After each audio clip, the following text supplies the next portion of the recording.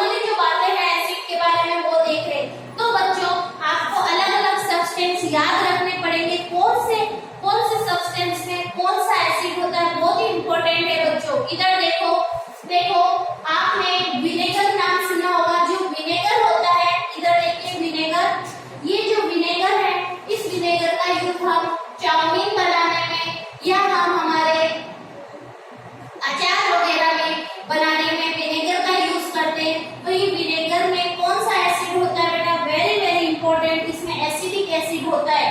Vinegar में कौन सा एसिड होता है, एसिडिक एसिड। ये आपको याद रखने पड़ेंगे, रटने पड़ेंगे, उसका कोई सॉल्यूशन नहीं है। मैंने आपको बता दिया कि विनेगर में एसिडिक एसिड है, तो आपको ये याद रखना पड़ेगा।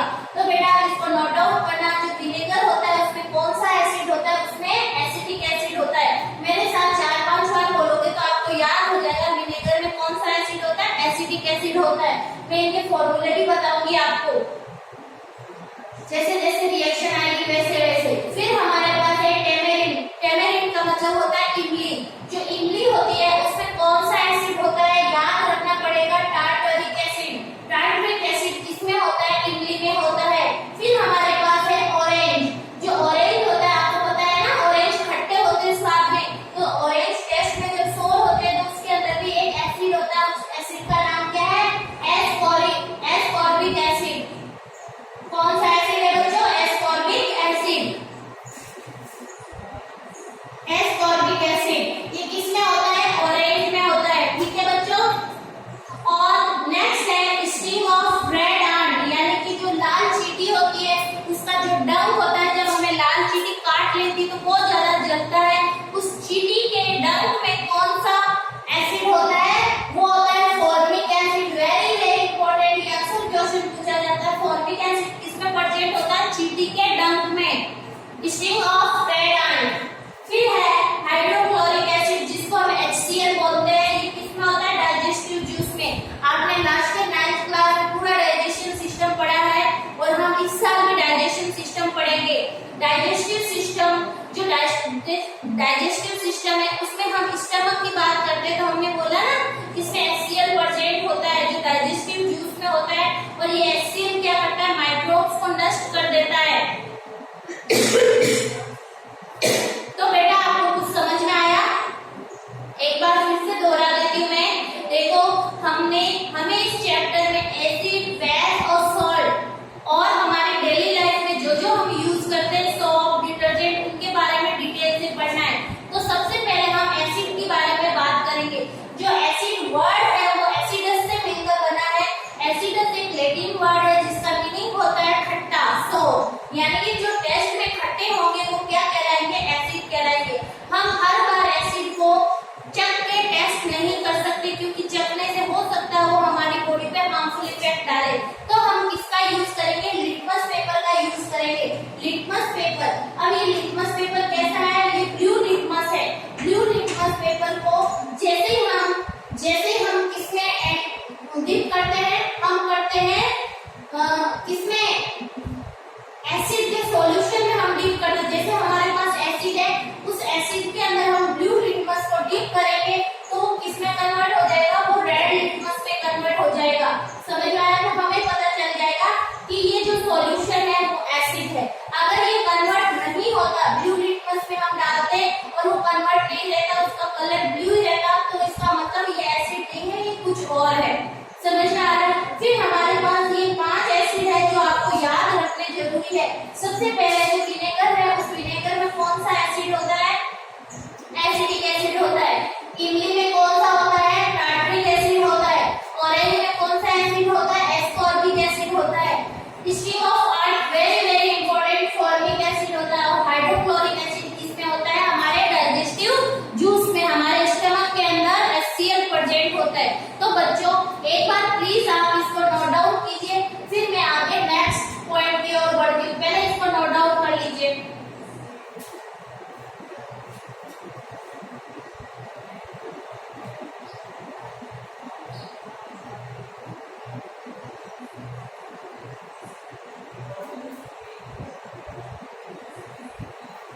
देखो बच्चों, अभी अभी हमने एसिड की बात की, इसी तरह हम अब बात करेंगे बेस की, ठीक है। देखो बच्चों, बहुत सारे ऐसे सब्सटेंस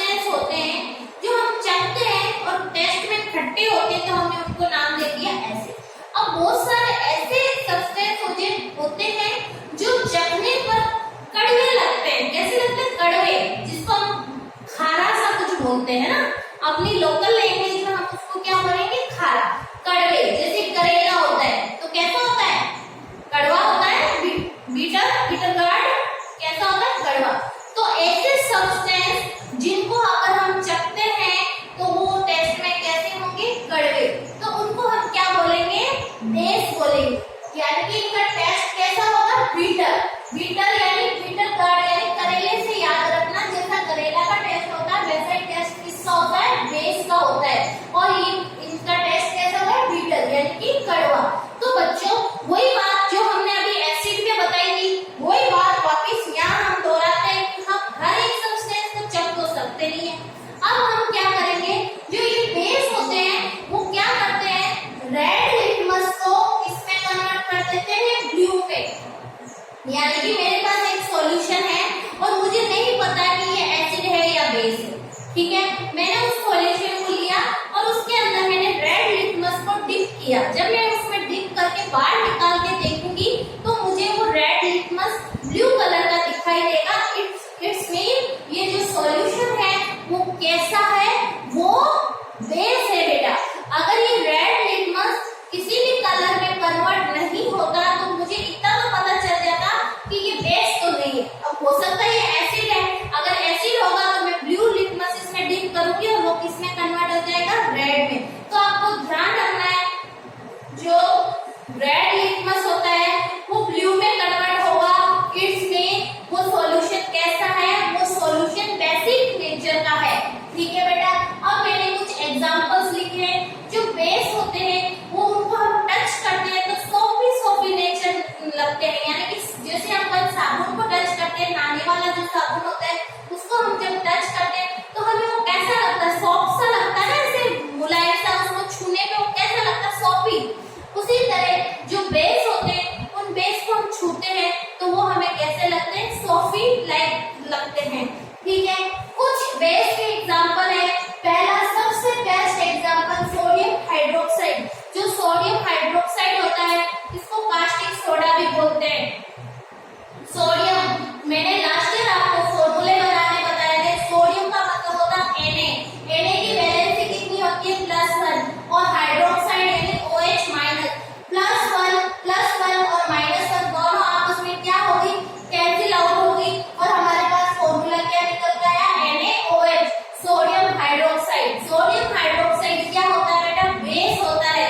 उसी तरह नेक्स्ट है पोटेशियम हाइड्रोक्साइड। पोटेशियम का सिंबल K है। छुट्टियों में सब भूल गए क्या बेटा, फिर से एटलीस्ट आपको 20 तक तो सारे याद होने चाहिए, और इस बार तो आपके पीरियोडिक टेबल है तो सारे मेरे को सिंबल याद करवाने होंगे, लेकिन 20 तक तो आपको और डिप्स होने चाहिए। तो पोटेशियम का मतलब होता है के का दूसरा नाम था कैलियम।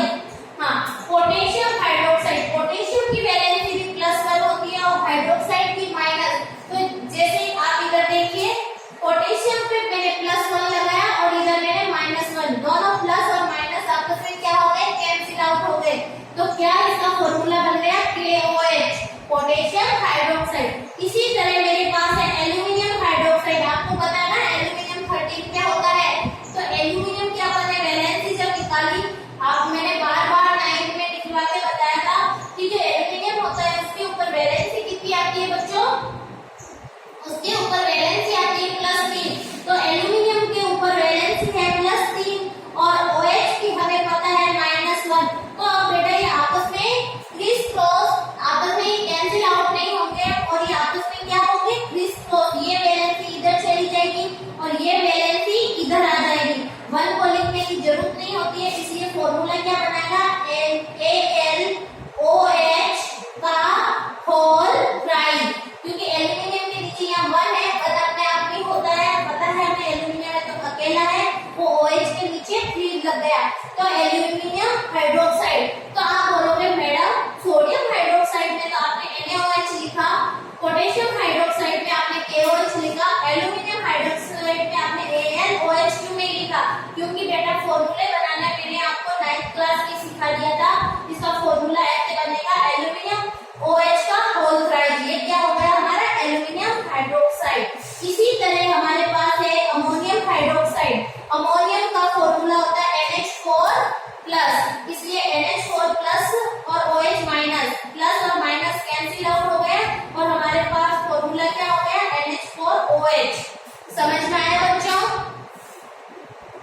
एक बार मैं फिर से दोहरा देती हूँ।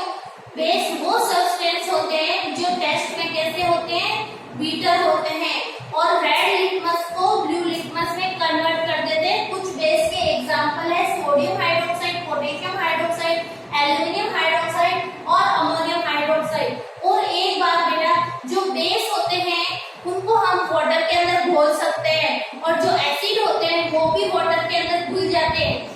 आप एसिड का सबसे बढ़िया नींबू होता है, नींबू को हम नींबू में एसिड होता है कौन सा, सिट्रिक एसिड होता है बेटा नींबू में, सिट्रिक एसिड। जब भी हम नींबू को पानी के अंदर डालते हैं, निचोड़ते हैं, तो जो नींबू का रस है वो उसके अंदर सॉल्युबल होता है। तो एसिड और बेस दोनों के दोनों वाटर में क्या होते हैं, सॉल्युबल होते हैं। अब हम आगे एक बात करेंगे सॉल्ट का। देखो एक चीज मैंने यहाँ पर लिखी है, देखो बेटा हमारे सामने दो तरह के वर्ड आएगा, एक आएगा डाइल्यूट एसिड, एक आएगा कंसंट्रेट एसिड। एक आएगा डाइल्यूट बेस, दूसरा आएगा कंसंट्रेट बेस। डाइल्यूट का मतलब क्या होता है, कंसंट्रेट का मतलब क्या होता है, ये आपको समझना होगा। देखो बेटा हम मार्केट से शरबत की बोतल लेके आते हैं, लाते हैं ना, अभी गर्मियों में तो बहुत ज्यादा हम बनाते हैं। तो बेटा आपने देखा होगा जो मार्केट से जो अपन शरबत लाते हैं वो बहुत गाढ़ा होता है, गाढ़ा होता है ना। और फिर हम जब किसी को हम पीते हैं तो हम गिलास में थोड़ा सा शरबत लेते हैं और ढेर सारा उसमें क्या डाल देते हैं, पानी। तो वो क्या हो गया, वो डाइल्यूट हो गया। ऐसा सॉल्यूशन जिसके अंदर वाटर की अमाउंट ज्यादा हो वो क्या कहलाएगा, डाइल्यूट कहलाएगा। यहाँ मैंने डाइल्यूट लिखा है, वाटर लिखा और ऊपर दो एरो लगाए, यानी कि वाटर की अमाउंट अगर ज्यादा है किसी भी, और ये हमेशा कंपैरिजन में देखा जाता है। अगर मैंने 2 गिलास लिए, ठीक है, मेरे पास 2 गिलास वाटर है और उन 2 गिलास वाटर में एक गिलास में तो मैंने 4 चम्मच चीनी मिला दी और दूसरे में मैंने 2 चम्मच चीनी मिलाई है, तो 2 चम्मच चीनी वाला क्या हो गया, डाइल्यूट हो गया। किसकी कंपैरिजन में, दूसरे वाले में, क्योंकि उससे उसमें वाटर ज्यादा है और इसमें शुगर की अमाउंट ज्यादा है। इसी तरह मैंने एक और गिलास ले ली जिसके अंदर मैंने 1 चम्मच ही मिलाया, तो वो उसके कंपैरिजन में क्या हो गया, कंसंट्रेट हो गया। समझ में आ रहा है, नहीं आ रहा है, एक बार फिर से समझा देती हूँ। देखो बच्चों डाइल्यूट का मतलब होता है, डाइल्यूट और कंसंट्रेट दो टर्म है हमारे पास जो कंपैरिजन में देखे जाते हैं, सिंगल में नहीं। मैं बोलती हूँ इस ग्लास में जो वाटर है वो डाइल्यूट है, तो मुझे पता नहीं चलेगा जब तक मैं उसका किसी और के साथ कंपैरिजन नहीं करूंगी। जैसे हम एक क्लास में 2 स्टूडेंट्स होते हैं, एक 90% लाता है और एक 80% लाता है, तो दोनों बच्चे इंटेलिजेंट है, लेकिन जब दोनों में कंपैरिजन की बात आ जाती है तो मैं 90% वाले को मोर इंटेलिजेंट बताऊंगी देन 80% वाले। लेकिन 80 के पास अगर मैं 70 वाले को खड़ा कर दूंगी तो वहां पर मेरा इंटेलिजेंट और हो जाएगा 80 हो जाएगा, जबकि 90 के कंपैरिजन में 80 क्या था, इंटेलिजेंट नहीं था। समझ में आ रहा है मैं क्या कहना चाह रही हूँ। तो डाइल्यूट वो सब्सटेंस होते हैं जिनके अंदर वाटर की अमाउंट ज्यादा होती है और कंसंट्रेट में क्या होती है, वाटर की अमाउंट कम होती है। देखो acid and base are soluble in water, if quantity of water is more in them then these are called dilute। अब एसिड और बेस दोनों वाटर में क्या होते हैं, डाइल्यूट होते हैं, सॉल्युबल होते हैं। सॉरी बच्चों, यानी कि एसिड और बेस दोनों वाटर में सॉल्युबल होते हैं। अगर वाटर की क्वांटिटी ज्यादा है, सॉरी अगेन, अगर वाटर की क्वांटिटी ज्यादा है तो वो कैसा हो जाएगा, डाइल्यूट हो जाएगा।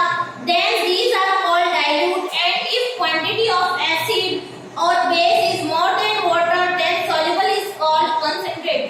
अगर हम उस गिलास में वाटर की अमाउंट तो कम है हमारे एसिड और बेस से, तो वो कैसा हो जाएगा, कंसंट्रेट हो जाएगा। बच्चों समझ में आया, जैसे मैंने एक गिलास लिया उसमें एसिड तो कम है और वाटर ज्यादा है, तो वो कैसा सॉल्यूशन हो गया, डाइल्यूट। दूसरी गिलास ली मैंने उसमें मेरा पानी कम है और एसिड और बेस ज्यादा है, तो वो कैसा हो जाएगा, कंसंट्रेट। ये दोनों वर्ड दोनों में यूज होते हैं। डाइल्यूट के लिए हम DIL लगाएंगे सिर्फ और डॉट, और कंसंट्रेट के लिए हम सिर्फ ये लिखेंगे। ठीक है बच्चों, अब देखो बेटा आगे हमारे पास एक वर्ड और निकल के आता है, एसिड बेस और सॉल्ट। एसिड पढ़ा हमने, बेस पढ़ा हमने, अब हम पढ़ेंगे सॉल्ट। सॉल्ट आप जानते हो जैसे नमक को भी हम सॉल्ट ही बोलते हैं।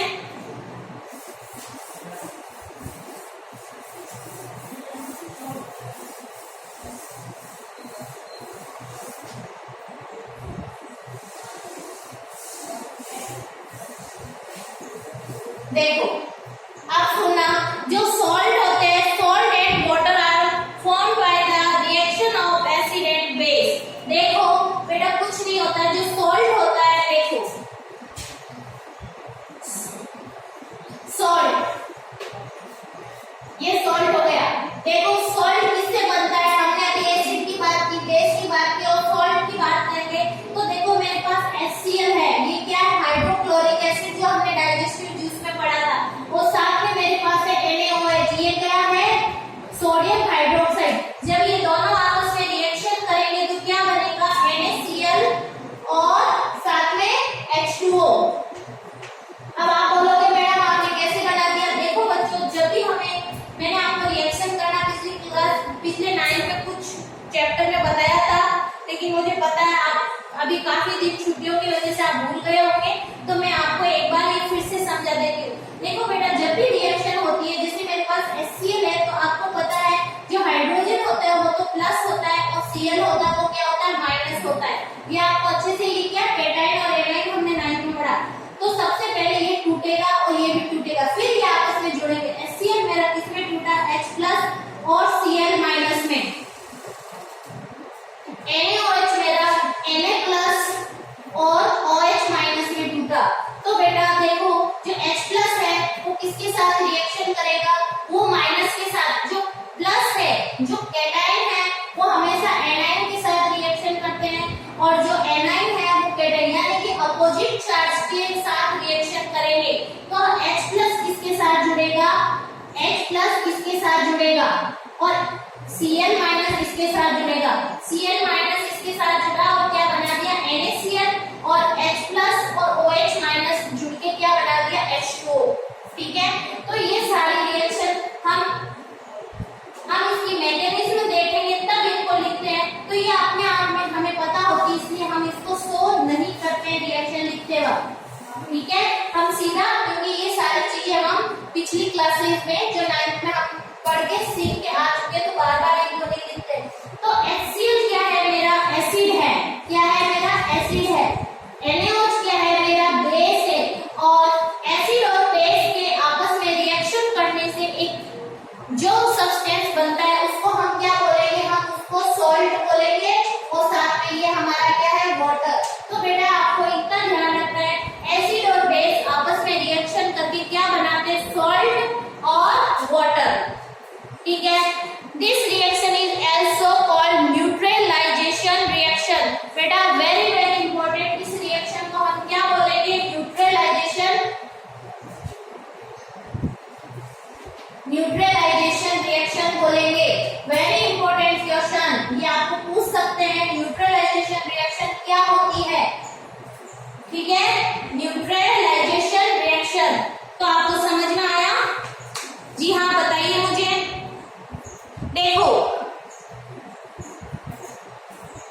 एसिड और बेस आपस में जब रिएक्ट करके सॉल्ट और वाटर बनाते हैं, तो इस रिएक्शन का नाम क्या है, न्यूट्रलाइजेशन रिएक्शन। आगे बेटा देखिए, and is a type of exothermic reaction. Salt formed by strong acid and strong base is neutral. Salt formed by strong acid and weak base are acidic, and salt formed by weak acid and strong base are basic. देखो बच्चों, हमारे पास एक चीज आई है, देखो exothermic वो reaction होती है जिसमें हीट बाहर निकलती है। क्या निकलती है, हीट बाहर निकलती है। एक्सोथर्मिक और एंडोथर्मिक हमारा एक और चैप्टर है साइंस का, जिसमें हम अलग अलग रिएक्शन के बारे में बात करेंगे। तो एक्सोथर्मिक रिएक्शन वो होती है जिसके अंदर हीट बाहर निकलती है। जैसे ही मैंने HCl के साथ NaOH को ऐड किया, जैसे मैंने एक टेस्ट ट्यूब ले ली, उस टेस्ट ट्यूब में मेरे पास HCl है और उसमें मैंने अगर NaOH ऐड किया तो वो टेस्ट ट्यूब गर्म हो जाती है, यानी कि उससे हीट बाहर निकली। आप ऐड पे पढ़ चुके हो ये चीजें। तो बेटा वो टेस्ट ट्यूब गर्म हो जाती है, और वो टेस्ट ट्यूब गर्म होने से मेरे को पता चला कि हीट बाहर निकली है। हीट का बाहर रिमूव होना क्या कहलाता है, एक्सोथर्मिक रिएक्शन। अब हमारे पास बात आती है, जो एसिड होते हैं वो स्ट्रॉन्ग भी होते हैं और वीक भी होते हैं। ठीक है, जैसे अब मैं क्या करूंगी, अब मेरे को सॉल्ट बनाना है। अगर मेरा एसिड स्ट्रॉन्ग